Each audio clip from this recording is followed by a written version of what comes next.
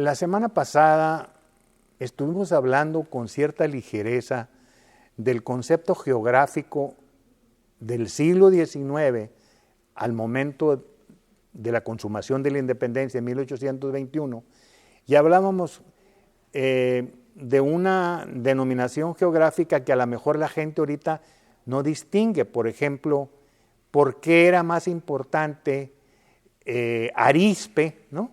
Si está ahorita fuera del contexto socioeconómico, Arizpe. ¿Por qué era más importante Ures si está fuera del contexto normal, económico, social actualmente? ¿Y por qué también Álamos era más importante? Simple y sencillamente porque nosotros tenemos un concepto de geografía, digamos en el caso de Sonora, que nos lleva de San Luis Río Colorado,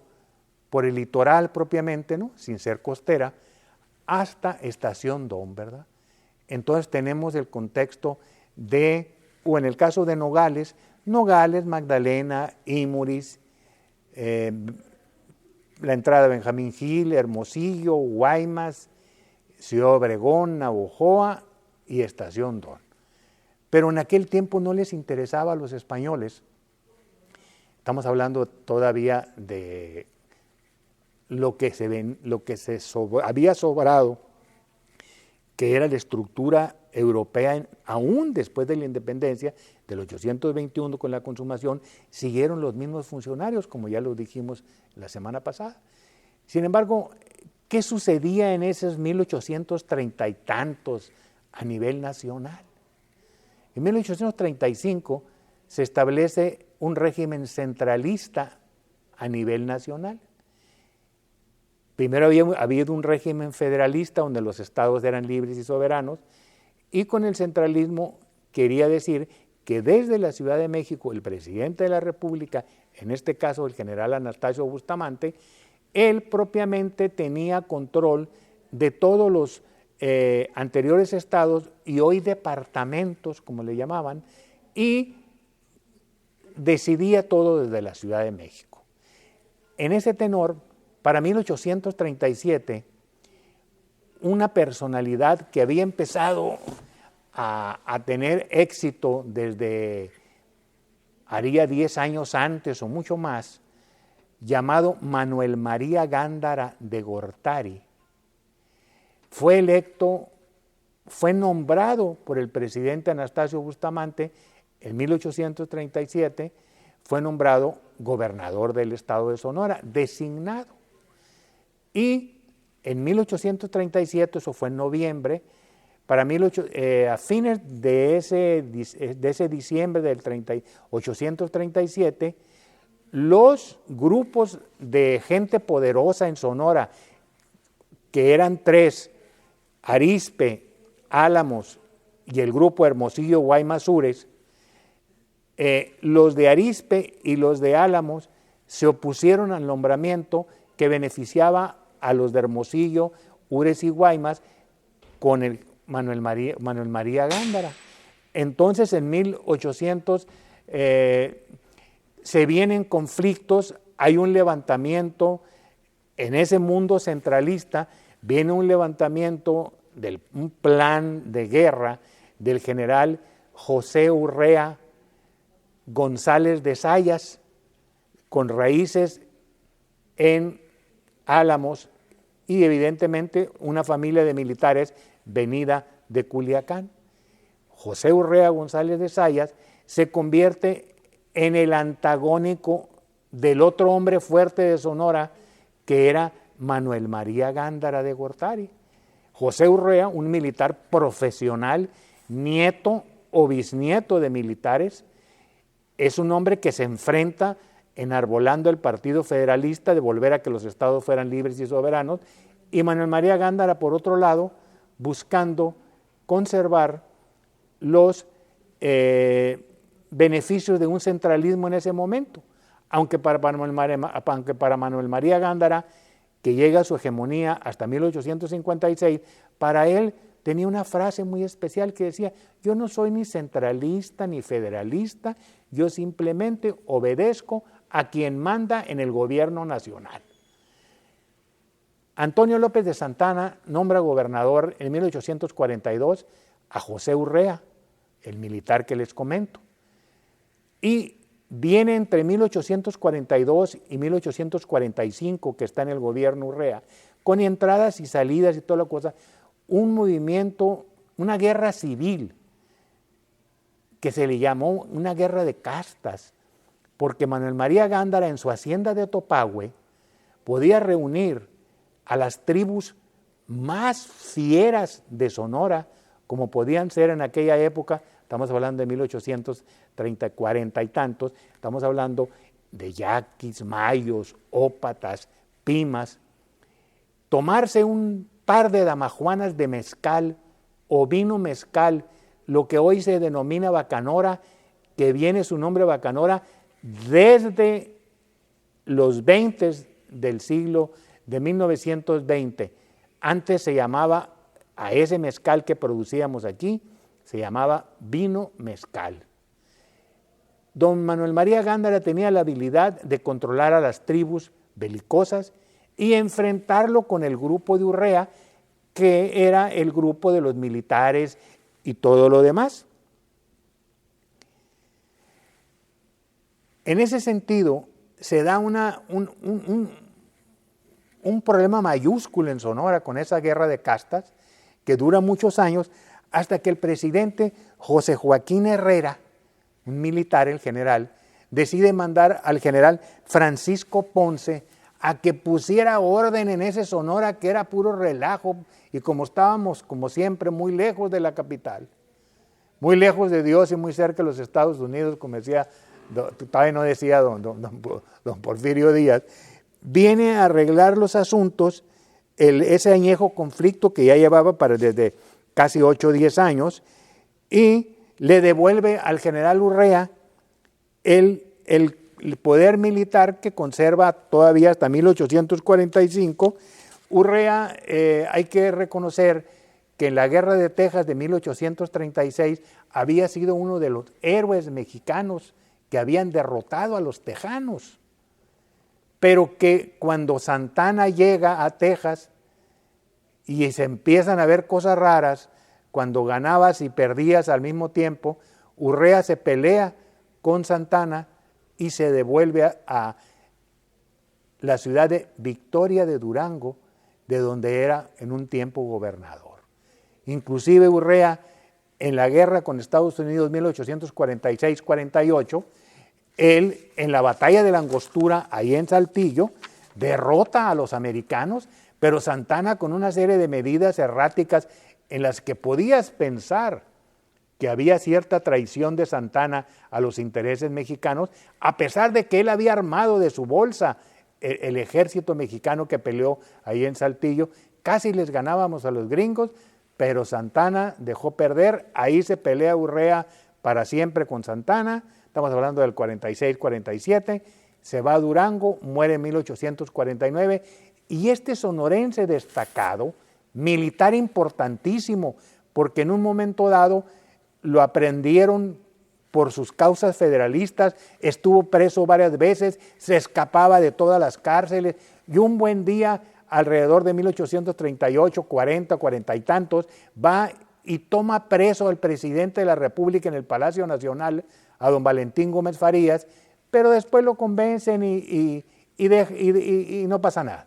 Urrea muere el 49 de fiebre amarilla, tengo entendido, en Durango. Allá están sus restos. Es un sonorense importantísimo. Podían hacerse películas inclusive de él. Anduvo en el Álamo, anduvo en todas las batallas importantes, tanto de la Guerra de Texas como la guerra con Estados Unidos. Ojalá que algún día lo rescatemos.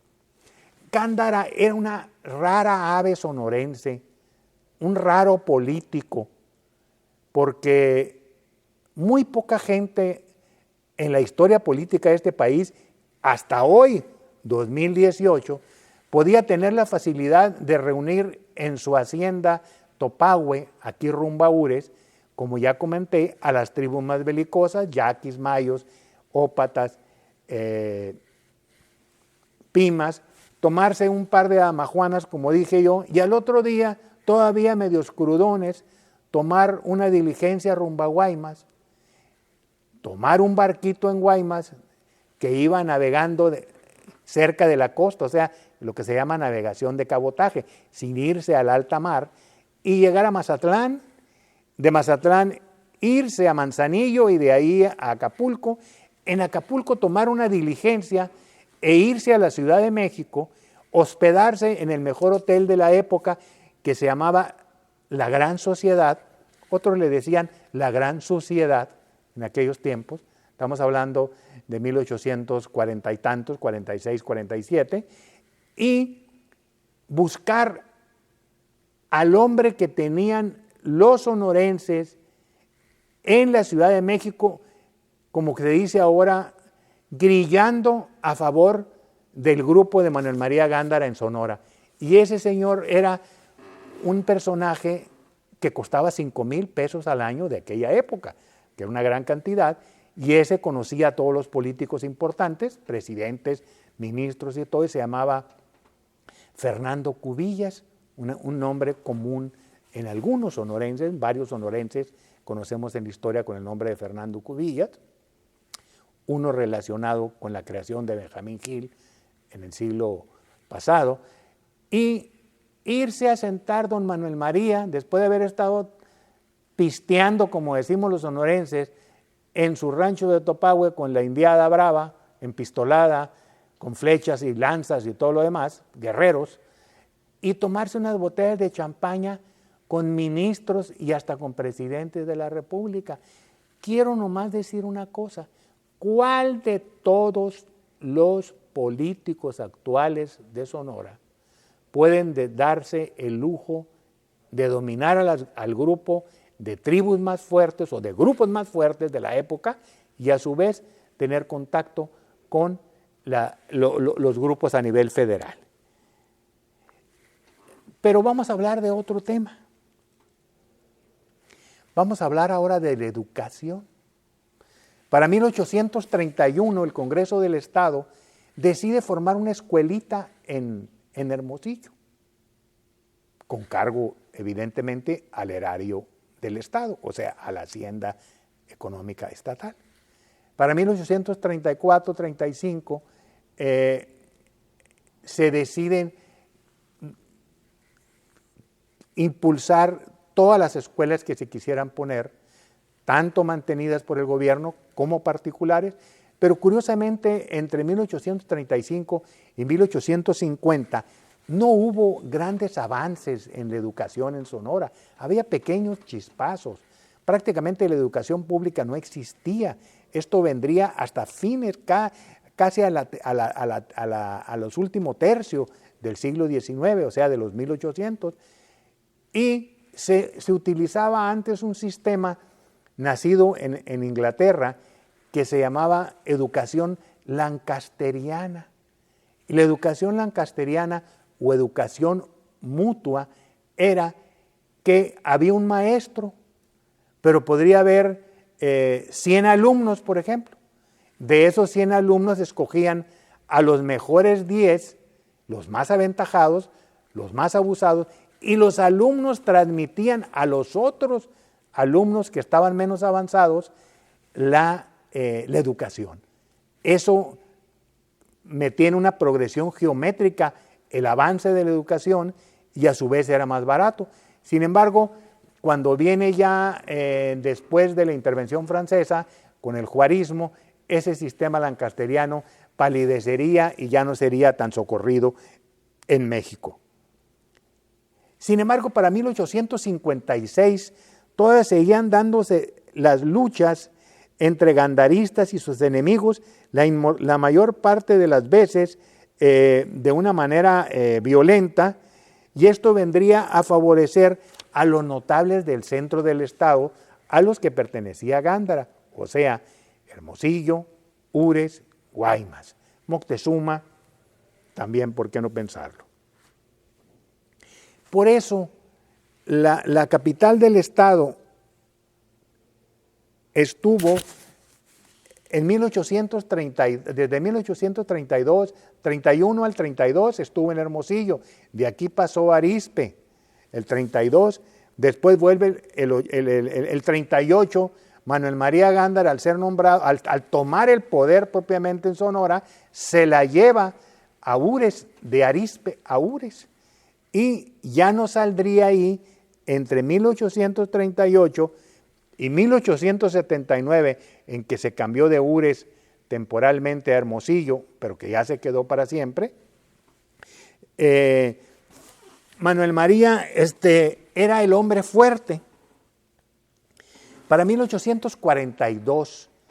los últimos misioneros, un sistema misional que ya hemos hablado antes, que venía desde 1614 con Pedro Méndez en el río Mayo, y los misioneros Ángel de la Concepción Arroyo y Antonio González, misioneros franciscanos, todavía tenían 2 misiones a su cargo, lo que es Caborca y lo que es San Ignacio de Cabórica, no Caborca, señor, Cabórica, que es nada menos que San Ignacio de Magdalena. Y hasta 1842 existieron ese par de misiones y después pasan a depender del obispado de Sonora, que venía desde fines del siglo XVIII. En enero de 1846 se encontró oro cerca de San Francisco, California. Eso denota y explota universalmente lo que se llama la fiebre de oro de California. Casi el 10% de la población de Sonora, que serían en aquel tiempo unos 100,000, se fueron a la fiebre de oro a California, de todo Sonora y a lo mejor de todo el noroeste. Y la inmensa mayoría de ellos volvieron con una mano adelante y otra atrás, si les alcanzaba. Para ese tiempo ya, estamos hablando del 46-48, ya los norteamericanos habían hecho un ferrocarril por Panamá. Entonces había un ferrocarril que iba del Pacífico y al Atlántico y viceversa. Entonces ya no tenían que ir los barcos, hay que entender, hasta dar vuelta hasta el Polo Sur, a Chile allá y Argentina, y luego subir hasta Guaymas, y ese ferrocarril sería muy importante para que Guaymas,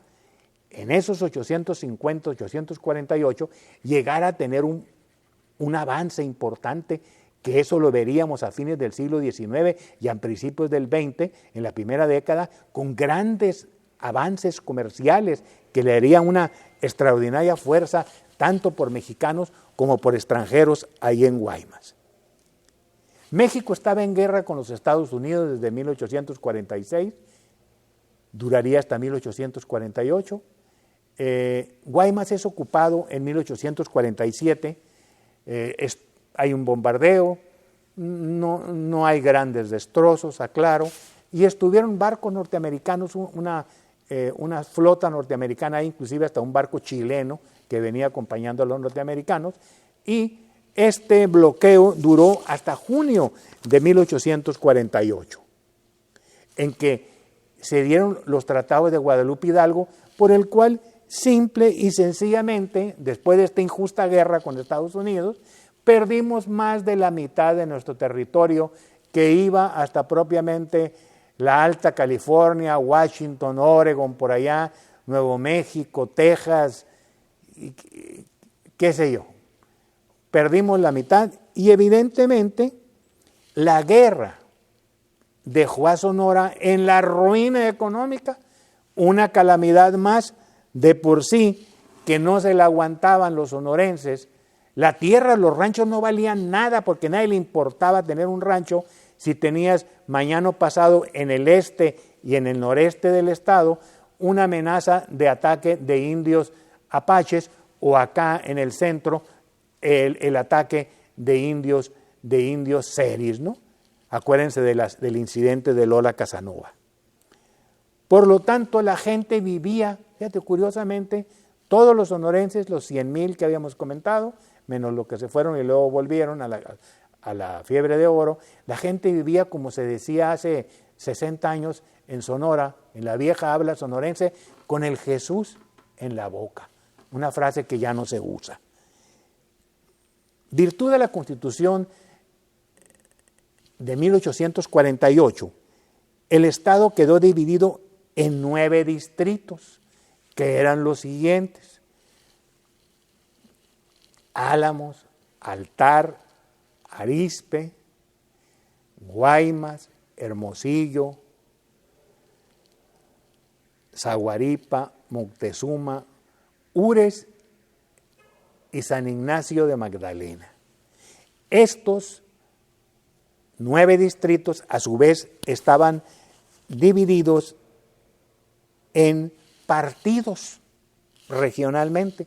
y a su vez los partidos estaban divididos en municipios, como se conocen hoy también. Y a su vez existía por cada uno de estos 9 distritos un prefecto político, que era una representación que el gobernador de Sonora nombraba en cada uno de los distritos para que le respondiera, y era propiamente la actividad, era quien mandaba propiamente, y era el enlace con el gobernador. Vamos a decir aquí algo parecido a los delegados, superdelegados que ahora Andrés López Obrador está nombrando a nivel nacional, toda proporción guardada. El abogado egresado de la Universidad de México, José de Aguilar Escobosa, hermano de la esposa del hombre fuerte entre 1830 y 1856, Manuel María Gándara de Gortari, es electo gobernador en 1849 por 4 años hasta 1853. Sin embargo, por asuntos políticos y todo lo que usted quiera, no llega a gobernar sino hasta 1851. Tal parecía que el nombramiento de Aguilar, el primer profesionista que llegó a la gubernatura de Sonora hasta 1849. Empieza su periodo con un gran optimismo, pero luego las necesidades de orden económico hacen que Sonora suspenda la deuda, el pago de su deuda externa, y tal parecía que el problema de los indios apaches, sobre todo en el grupo Chiricahua de Arizona, no tenía fin, y hacía que las propiedades,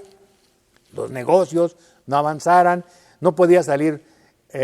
afuerita de Arizpe porque te pulpeaban ahí los apaches, y en la sierra ni se diga. Les encantaba esconderse en la sierra de Sonora, donde al fin fueron contenidos a fin de siglo, de estos 1800, y Aguilar emitió una ley en 1850 en la que dijo que se iban a contratar mercenarios extranjeros o mexicanos para combatir a los apaches. ¿Quiénes eran estos mercenarios, tanto mexicanos como extranjeros, de cualquier nacionalidad, norteamericanos, franceses, ingleses, qué sé? Eran unos pistoleros como los que conocemos en el oeste americano, ¿no? Gente decidida a matar, que iban buscando capturar vivos o muertos a indígenas apaches mayores de 15 años, pero muchas veces se les iba la mano y también agarraban un yaqui o un mayo que pareciera apache y lo presentaban a la tesorería del Estado para cobrar 150 pesos oro nacional por cada uno de ellos. Sonora, entonces, José de Aguilar, hombre inteligente, hombre capaz, dice: bueno, presidente de la República en ese momento, que ha de haber sido Santana, permítele a Sonora que se separe de la federación y busque los medios, Sonora, de cómo combatir ella, separado del gobierno federal de México, a los sempiternos apaches. En este momento dejamos aquí las cosas. Evidentemente hemos tratado de abrir luz sobre la época. Estamos hablando de los años turbulentos en Sonora, que van desde los 30 hasta los 70 de los 1800. Por lo tanto, la semana que entra continuaremos con estas exposiciones que lo único que llevan como objetivo es tratar de que el que se interese en los temas de nuestro Estado pueda aprender un poquito más. Y como siempre, agradezco que se hayan tomado su valioso tiempo, lo hayan destinado a tratar de introducirnos un poquito más en qué pasó en aquel hoy nuestro Sonora. Y muchas gracias, la semana que entra nos vemos.